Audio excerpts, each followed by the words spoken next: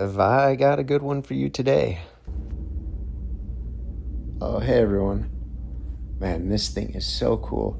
So right here, I've got the cheap yellow display, or CYD, everyone's calling them, and I've got HailHound installed on this.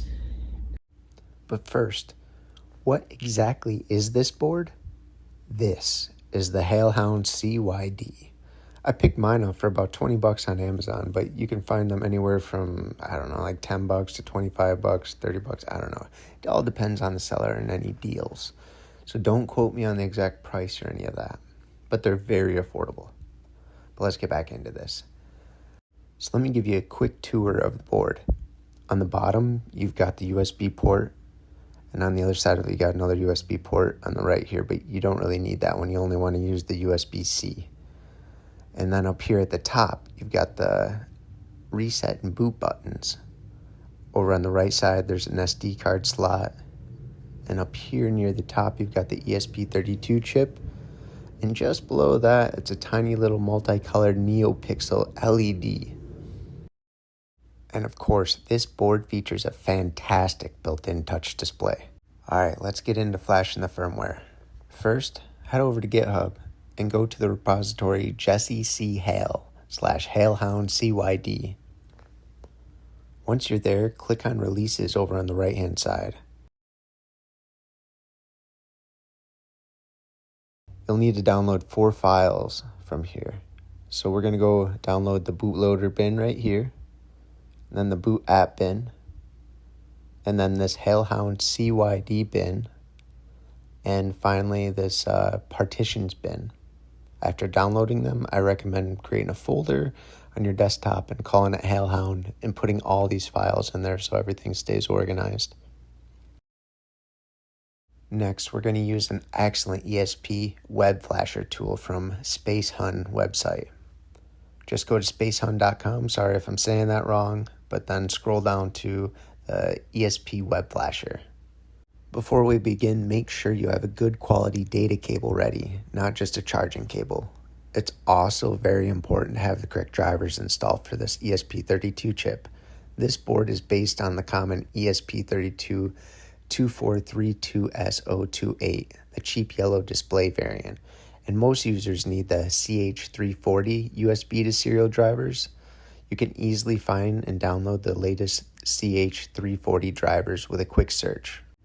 I'll drop a link in the description for convenience. Alright, once everything is set up, plug in your board while holding down the boot and reset buttons. I like to hold them for about 3 seconds before even connecting the USB to make sure it enters into bootload mode properly. Now I like to click connect so then I can see what pops up when I plug into my device, just to make sure I get the right COM port.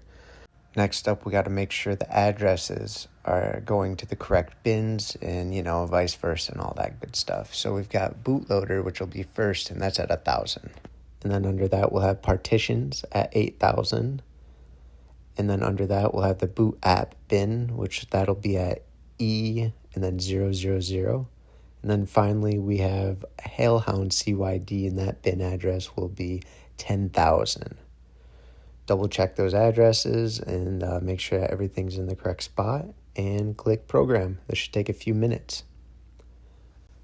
And then when it's finished, unplug the board and plug it back in. On your first boot, the firmware will prompt you to calibrate the touchscreen.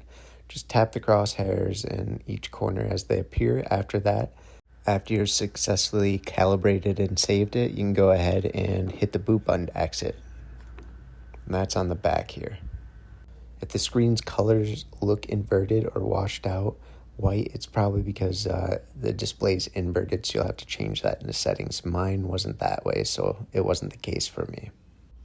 And that's it. You've got HailHound running on your CYD. This firmware turns a affordable little board into a powerful multi-tool.